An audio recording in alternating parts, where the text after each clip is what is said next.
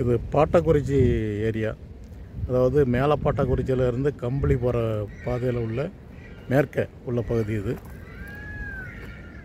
இது தரையான இடம். இந்த ஏரியாவில் பாறை அமைப்பு வடமேற்கு தென்கிழக்கு. நாம் நிற்கிற இடத்துக்கு ஜஸ்ட்டு கொஞ்சம் ஒரு 2-3 கிலோமீட்டருக்கு வடக்க ஒரு குவார்ட்சைட் பெல்ட் போகும்.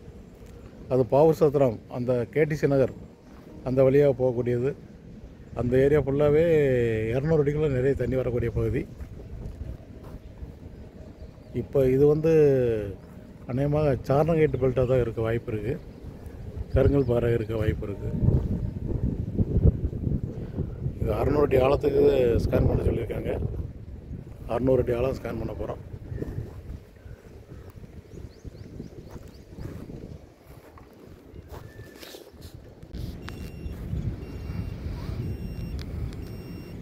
இது எந்த பஞ்சாயத்து ஏரியாவில் வருது? தென்காசி தான். இது பாட்டக்குறிச்சியா கம்பளியா? ஆய்க்குடி. இந்த இது புலியூர் இந்த இடத்துக்கார் வேறு இல்லை. இது இந்த ஏரியா எந்த மாலில் வருது? புலியூர் குறிச்சி பஞ்சாயத்தா?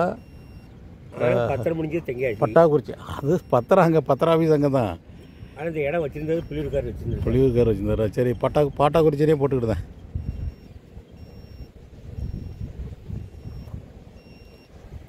இது பாட்டாக்குறிச்சியிலேருந்து ஒரு 4 கிலோமீட்டர் தூரத்தில் உள்ள ஒரு நிலம். இங்கிட்டு புலியூர் குறிச்சி இருக்குது, வடக்க கம்பளிங்கிற ஊர் இருக்குது. ஆய்க்குடி. ஆய்க்குடி, கம்பளி எல்லாம் இந்த பக்கம் தானே இருக்குது.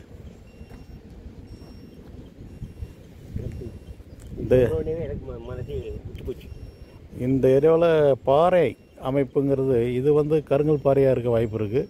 கொஞ்சம் இங்கேருந்து ஒரு 2-3 கிலோமீட்ரு ஒரு லைனில் வராது. இந்த இடம் கிழக்கு மேற்க லென்த்தியாக கிடக்கு. பாறை நீரோட்டங்கிறது வடமேற்கு தென்கிழக்கு. அதனால தான் நம்ம வடக்கு தெற்க ஸ்கேன் பண்ணுறோம். இந்த நீரோட்டத்தை 2ஆக கட் பண்ணுறோம். சரியா? எந்த பாறை அமைப்பில் தண்ணி நீரோட்டம் அதிகமாக இருக்குங்கிறது தெரியுது. நம்ம முதல் ஸ்கேனில் ஒரு இடம் அடையாளம் வச்சுருக்கோம். ரொம்ப ரொம்ப சுமாரான ஒரு இடம். அதோட இது பெட்டராக இருக்கா இல்லையாங்கிறது இன்னும் ஒரு 10 நிமிஷத்தில் தெரிஞ்சிடும். அங்கிட்டு மேற்க உள்ள இடம் கொஞ்சம் லென்த்தியாக கிடக்கு. அதனால் அதில் மத்தியில் வச்சு 2 ஸ்கேன் எடுத்து முடிச்சிடலாம். கிடைச்சா இப்போ தண்ணி இருந்தால் பார்ப்போம், இல்லைன்னா இடத்த கொடுத்துட்டு போயிடுவோம்.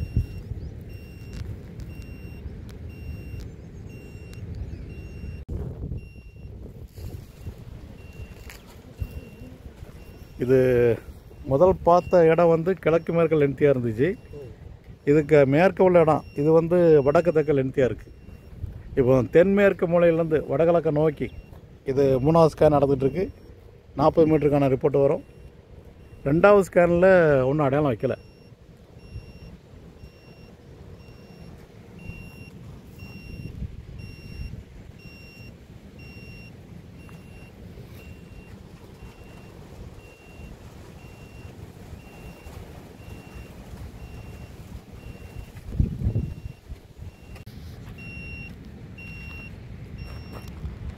இது வடகிழக்க நோக்கி இது 4வது ஸ்கேன். தென்மேற்கு திசையிலேருந்து பார்த்த 3வது ஸ்கேனில் ஒரு இடம் அடையாளம் வச்சுருக்கோம். அது 60 அடிக்குள்ளே ஒரு சுமாரான ஒரு ஈரம், 350 அடிக்குள்ளே அதுக்கு அடுத்து ஒரு சின்ன ஈரம். கம்ப்ரஸருக்கு ஓடும், இல்லை 60 அடி ஆழம் கிணறு வெட்டலாம்.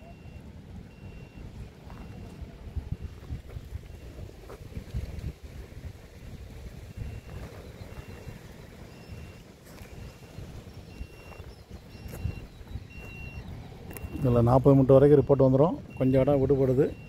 ஆனால் அது அங்கே பார்த்த 2வது ஸ்கேன்லேயே இந்த ஏரியா ஃபுல்லாக கவர் ஆகிருக்கும் பாறை அமைப்பு. இந்த ஏரியாவில் பாறை அமைப்பு வடக்கு 60 டிகிரி மேற்குங்கிற கோணத்தில் இருக்கும். ஏறக்குறைய கிழக்கு மேற்கு. அதனால் நம்ம தென் மேற்குலேருந்து வடகிழக்க நோக்கி ஸ்கேன் பண்ணிட்டு வந்தோம். அங்கே வடக்கு தெற்க ஸ்கேன் பண்ணோம். அது ஒரு சதுரம், இது ஒரு செவ்வகமான ஒரு இடம். என்னமோ நான் அவர் பார்த்தா தான் சொல்ல முடியும். அந்த 2.25 ஏக்கருக்கான பாதை இது. அங்கே போதிய அளவு திருப்தியான ரிசல்ட் இல்லாதனால அங்கே 4வது ஸ்கேனில் ஒன்றும் அடையாளம் வைக்கல. போதிய அளவு திருப்தி இல்லாதனால இந்த பாதையில், அதாவது இங்கே வடக்கு தெற்க ஒரு பாதை கிடக்கு. இதில் 40 மீட்டருக்கான வடக்கு கடைசியிலேருந்து இது 5வது ஸ்கேன் நடந்துகிட்ருக்கு.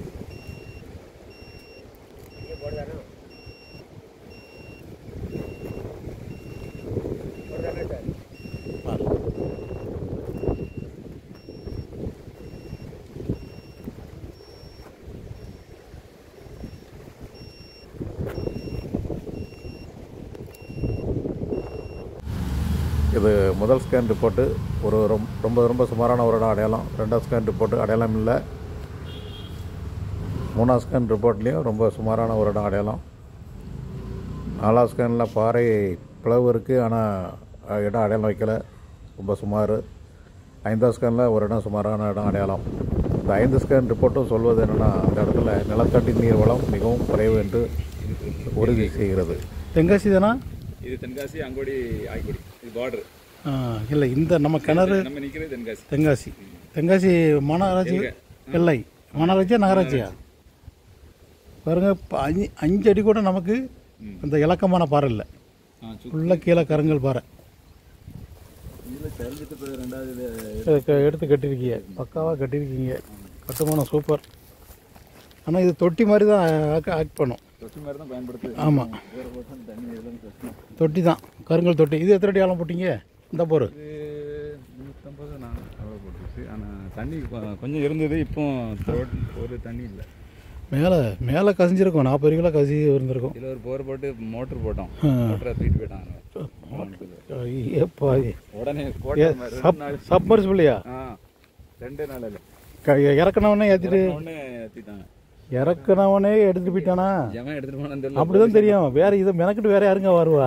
இங்கே உள்ளவன். அதாவது அந்த லைனில் உள்ளவனுக்கு தான் அந்த பற்றி ஓடும். ஆமாம் ஆமாம். இப்போ நீங்களா நானா அந்த பிளம்பிங் வேலையை பற்றி நமக்கு தெரியாது. உங்களுக்கு தெரிஞ்ச பிளம்பரை வச்சு பண்ணீங்களா? அது தெரிஞ்ச பிளம்பர் தான். சரி, இது ஃபுல்லாக இடம் என்ன? ஆமாம், இந்த இப்படி வரைக்கிறது. சரி, இங்கிட்ட இன்னும் எவ்வளோ தூரம் இருக்குது? கொஞ்சம் தூரம். ஒரு வாங்க, இடத்த ஃபுல்லாக காமிச்சிங்க முதல்ல.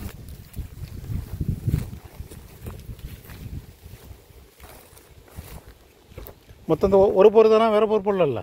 இந்த ஒரு போர் போட்டிருக்கு, ஒரு போர் போட்டு மூடி அந்த கொஞ்சம். அங்கே ஒரு போர் போட்டிருக்கீங்களா? அது தண்ணி வந்துச்சா? கொஞ்சம் பெருசாக இல்லை, மூடியாச்சு தண்ணி. அதுவும் இல்லை, மூடியாச்சு. ஓகே.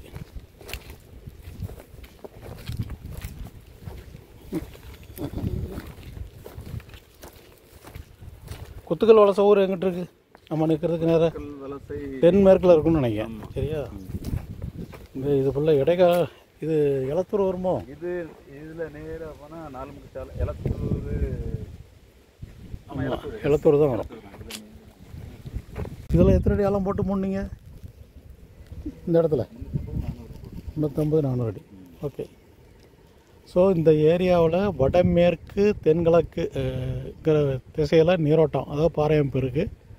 நம்ம வடகிழக்கில் இருந்து தென்மேற்கு நோக்கி ஸ்கேன் பண்ணால் இந்த இடத்தினுடைய உள்ளபடியான ரிப்போர்ட்டு கிடச்சிரும். தண்ணி இருக்கா இல்லையா? இது இந்த ஏரியாவுடைய பேசிக் ராக்கு, அதாவது கண்ட்ரி ராக்குன்னு சொல்லக்கூடியது கடின பாறை தான். அதில் பாறை வெடிப்பு பிளவு இருக்காங்கிறது கொஞ்சம் நேரத்தில் ஆய்வு பண்ணி செஞ்ச பிறகு தான் தெரியும்.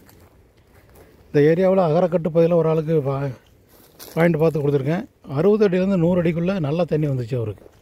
அவர் பல போர் போட்டு ஃபெயிலியரான இடத்துல ஒரு போர் 60 to 80 அடின்னு நினைக்கிறேன், நல்ல ஈல்டு வந்துச்சு. ஒரு வருஷத்துக்குள்ளே பார்த்து கொடுத்தது அவருக்கு. அந்த பெரிய பில்டிங் இருக்கா? காமிங்க. அந்த பில்டிங். ஆமாம் ஆமாம். அதில் கொஞ்சம் அந்த பானை இருக்கா? அதில்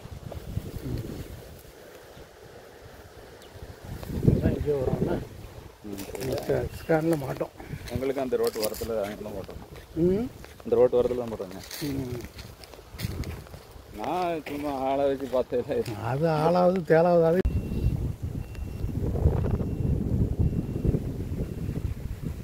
இங்கே தென்கிழக்கு மூலையிலேருந்து தென்மேற்கு மூலையிலேருந்து வடகிழக்கு நோக்கி இது ஒரு 3வது ஸ்கேன். 2வது ஸ்கேனில் 60 அடியில் ஒரு இடம் அடையாளம் வச்சுருக்கோம். அது பக்கத்து தோட்டத்தினுடைய சைடு போகிற இந்த பக்கம் வந்திருக்கான். அதனுடைய வெயிட்டாக கூட இருக்கும். இது 250 மீட்டர் ஆழத்துக்கு ஸ்கேன் நடந்துகிட்ருக்கு.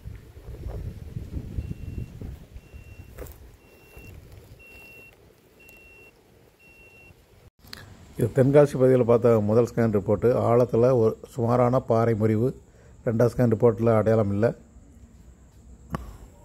3வது ஸ்கேன் ரிப்போர்ட்லேயும் ஒரு பாறை முறிவு இருக்குது. முதல் 3 ஸ்கேன் ஆய்வு பண்ணி செஞ்சது அகரக்கட்டுக்கும் தென்காசிக்கு இடையில உள்ள பகுதியில். இது வந்து சிவராமப்பேட்டை பகுதியில் ஒரு ஸ்கேனு. இது மொத்தத்தில் 4வது ஸ்கேனு. இது வந்து 950 அடி ஆழத்துக்கு ஸ்கேன் நடந்துட்டுருக்கு. 300 மீட்டர் ஆழம்.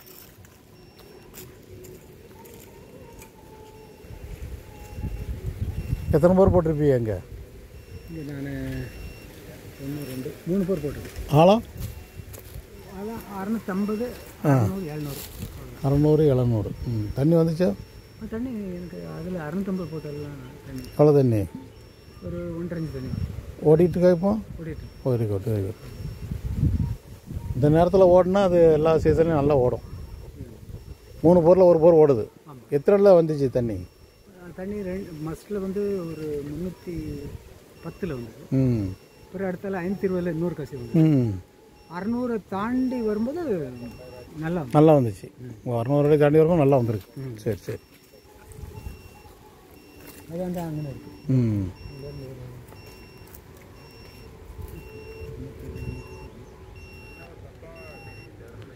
நம்ம பார்க்குறது ஏற்கனவே ஓடிக்கிட்டு இருக்க போர் பாதிக்காத அளவுக்கு பார்க்கணும்.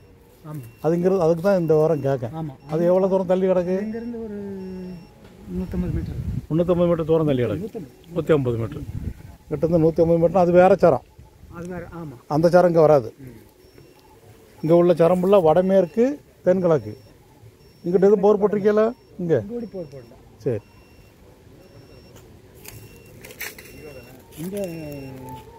இந்த கிணத்துக்கார போர் போட்டிருக்காரு. அந்த மாமரம் இருக்குல்ல, அவங்க பேர். ஆமாம், அந்த சரம்லாம் அங்கிட்ட உள்ள சரம்லாம் இங்கே வராது.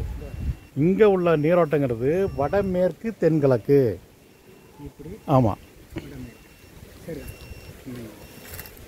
இந்த வடக்கோடி உள்ள சரம் இங்கே நம்மளை இது பண்ண வராது.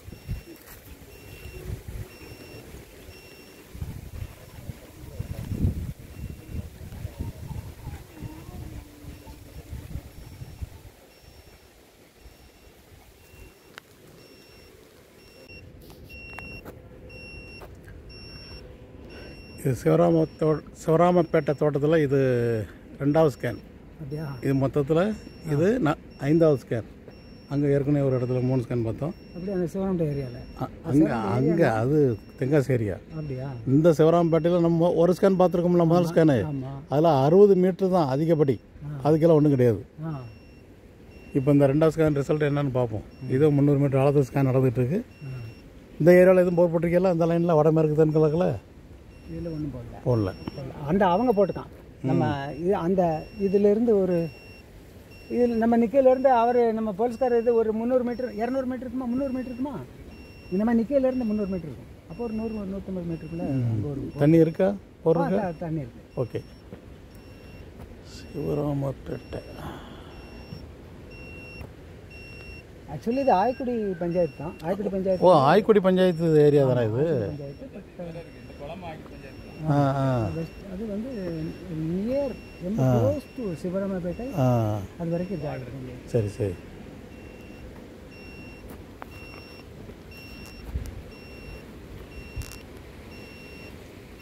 ஐயா, உங்களுக்கு வயசு 40, 60, 80, 76? Very good. உங்களை பார்க்கல ரொம்ப சந்தோஷமா இருக்கு.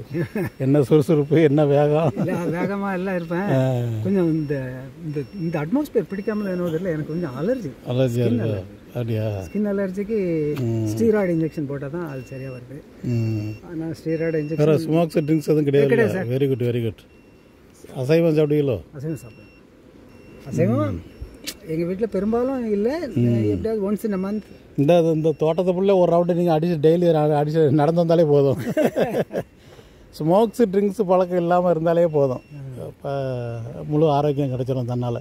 நான் எனக்கு ஒரு 27 28 அது வரைக்கும் பனையிலிருந்து இறக்கும்ல கல், ஆமாம், அது குடிச்சிருக்கேன். அது குடிக்கலாம். அது குடிக்கிறதுக்கு இந்த தென்னை கல், தென்னை மரத்தில் இருக்கிற கல்லும் குடிக்கலாம். அது வந்து இயற்கையான இது தானே. அது வந்து எந்த விதமான ஆமாம், அதை உணவாக கூட பயன்படுத்தும். ஆமாம், அது உணவுப் பொருள் தானே.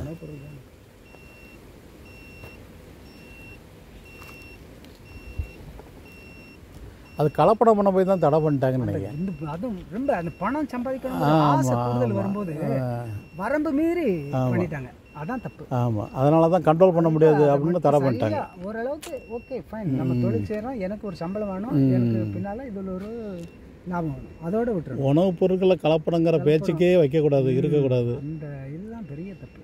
அது கடைசியில் இப்போது இது சூப்பர் நேப்பியர், இது அருகம்புல்ல இருந்து மரபணு மாற்றம் பண்ணி சூப்பர் நேப்பியர் பண்ணிட்டான். அது இவ்வளோ உயரம் வருது, இவ்வளோ இது வருது. ஆனால் நல்ல எத்தனை பெரிய சயின்டிஸ்டாக இருக்கட்டும், பனையிலிருந்து அந்த பனையிலிருந்து மரபணு மாற்றம் பண்ணி வேற எதாவது பண்ண முடியாது. ஒரு பனை ஒரு மழை பெஞ்சுன்னா 2000 லிட்டர் தண்ணியை 250 மீட்டருக்கு கீழே சேவ் பண்ணுது. ஒரு பனை. இப்போ நான் ஒரு இது வச்சுருக்கேன், நிறைய எனக்கு 10-100 பனை நிற்கி, இன்னொரு 500 பனையை நான் சாமினால அதை போட்டுறணும். அது எங்கள் பையங்களுடைய காரியத்துக்கு, அவங்க பிள்ளைகள் காலத்துக்கு எனக்கு இதில் இவ்வளோ பெரிய பிரச்சனை வராது. தண்ணி, அந்த வாட்டர் ரிசோர்ஸஸ், மற்ற எவ்வளவுதான் நம்ம ட்ரவுட் வந்தாலும் ஓரளவுக்கு தண்ணி இருக்கும். கிணத்தை சுற்றி, கிணத்துலேருந்து 10 மீட்டர் சுற்றளவில் என்ன பண்ணலாம்னு சொல்கிறீங்க? பனை மரம் வைக்கணும். பனை மரம் இந்த தமிழ்நாட்டை பொறுத்தளவில் தமிழ்தாய் நம்மளுக்கு கொடுத்த மிகப்பெரிய வரப்பிரசாதம் பனை. கற்பக விருட்சம் தானே அது. அது கற்பக விருட்சம்னா என்ன கேட்டால் பனை மரம் தான். அதில் எந்த மரபணு மாற்றம் பண்ண முடியாது. ஈவன் தென்னையில் கூட தென்னையில் நம்ம போடுற உரம் இருக்கு பாருங்க, ரசாயன உரம். தென்னை அதுலேருந்து 22% 27% வரைக்கும் உள்ள இதை உள்வாங்கும், எடுக்கும். அப்போ அதை எது இளநியாவோ தேங்காவோ கொடுக்கும்போது அதில் ஒரு சர்டன் பர்சன்டேஜ் உங்களுக்கு அந்த கெமிக்கல் இருக்கும். பட் பனையில் நீங்கள் எதுவுமே கிடையாது. பனைமரம் வந்து உங்கள்கிட்ட தண்ணி தானு கேட்கல, என்ன எனக்கு உரம் வைன்னு கேட்கல, தன்னால வருது. நீங்க அதை தன்னால எடுக்காது, அதை தன்னால நீங்க வளர விடுங்க, வெட்டாதீங்க, அவ்வளவுதான். எவ்வளவு அற்புதமான ஒரு. ஆமா, பனைமரத்தை நம்ம பாதுகாக்கணும். பனைமரத்தை பாதுகாத்தா தான் நம்ம கடற்கரை ஓரங்கள்ல இருந்த கிட்டத்தட்ட 1947 இண்டிபெண்டன்ஸ் சமயத்துல 110 கோடி பனைமரம் இருந்தது. 110 கோடி 2.5 கோடி 3 கோடிக்குள்ள வந்துட்டு. அப்பா, அப்போ என்னாச்சு? அத்தனை மடங்கு குறைஞ்சு போச்சு. வெட்டி கொண்டு செங்கமாருக்கு அதுக்கும் வெட்டி போட்டான்.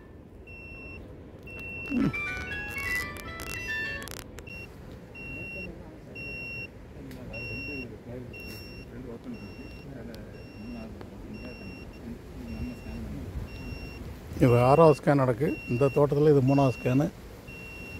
1வது ஸ்கேனில் 60 மீட்டரில் ஒரு பாயிண்ட்டு, 2வது ஸ்கேனில் ஒன்றுமே அமையலை.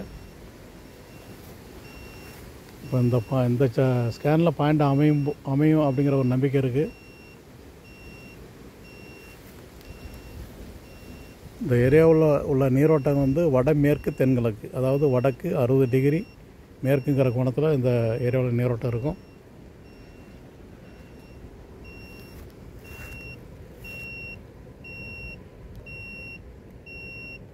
இது முதல் ஸ்கேன் ரிப்போர்ட்டு. அதிகப்படி 350 அடி ஆழம் ஒரு பாயிண்ட் இருக்குது. இது 2வது ஸ்கேன், அடையாளம் இல்லை. இதில் அந்த சரத்தில் தான் ஒரு 1000 அடி போர் போட்டு ஃபெயிலியர் ஆகிருக்கு. இது 3வது ஸ்கேன் ரிப்போர்ட்டு. இதில் ஒரு அடையாளம் இருக்குது.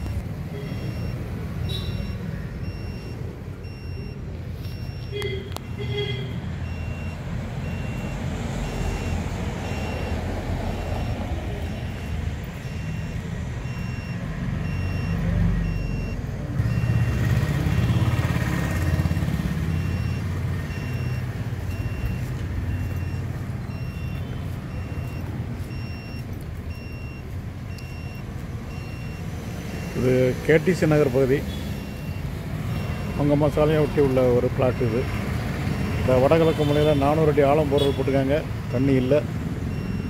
இப்போ 750 அடி ஆழத்துக்கு 250 மீட்டர் டெப்த்துக்கு ஸ்கேன் நடந்துகிட்ருக்கு. இந்த ரோட்டுக்கு மேற்க ஒரு கல்வெட்டாங்குழி இருந்துச்சு, அது மூடிட்டாங்க. இந்த ஏரியாவில் பாறை அமைப்பு மேற்கே கிழக்க. இப்போ வடக்கு தெற்க ஸ்கேன் நடந்துகிட்ருக்கு. டிரான்ஸ்மிட்டர் கருவி தென் கிழக்கில் இருக்குது.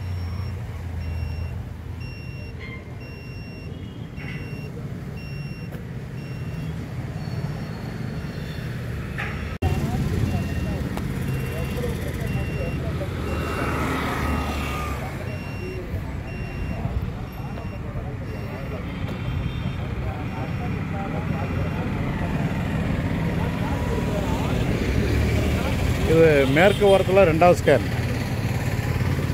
முதல் ஸ்கேனில் இந்த வடகிழக்கு மூலையில் இந்த போர்வெல்லில் எதுவுமே இல்லைன்னு ரிப்போர்ட் வருது. ஒரு உயிர் கூட கிடையாது, ஈரப்பதம் கூட கிடையாது. அங்கே 6.25 மீட்டரில் ஒரு பாயிண்ட் அடையாளம் வந்திருக்கு. அதுக்கு நேர ஒரு குழி கிடக்கு. அது என்னென்னு கேட்கணும் இடத்த ஓனர்கிட்ட. அது செப்டி டேங்க் இருந்த குழியா அல்லது வேறு எதுவும் குழியான்னு கேட்கணும். கரெக்டாக அந்த இடத்துல அடையாளம் வருது. ரொம்ப ரொம்ப சுமாரான ஒரு ஈரப்பதம் தான் அது, 35-40 அடிக்குள்ளே. மற்றபடி கீழே எதுவுமே இல்லை.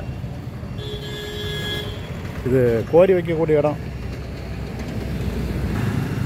என்னை ஏற்கனவே இதே சரத்தில் மேற்க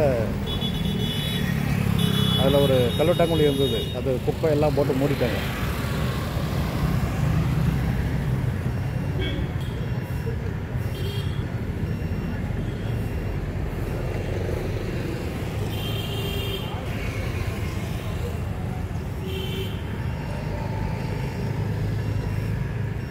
வடகிழக்கு தென் கிழக்கு இணைத்து பார்த்த முதல் ஸ்கேன் ரிப்போர்ட்டு ஒரு சுமாரான இடம் அடையாளம், 40 அடிக்குள்ளே ஈரம். ரெண்டாவது ஸ்கேன் ரிப்போர்ட்லேயும் ஒரு சுமாரான இடம் அடையாளம். அது கொஞ்சம் டீப்பராக இருக்குது, சிதைவு அதிகமாக இருக்குது. ஆனாலும் ரெண்டு போர்வெல்லையும் போர்வெல் போடும்போது புகை தான் வரும். சீபேஜ் வாட்ரு, அதாவது கசிவு நீர் அந்த முதல் ஸ்கேன் ரிப்போர்ட்டில் தென்கிழக்கு மூலையில் ஒரு இடம் அடையாளம் இருக்குது, அதில் போர்வெல் போடலாம்.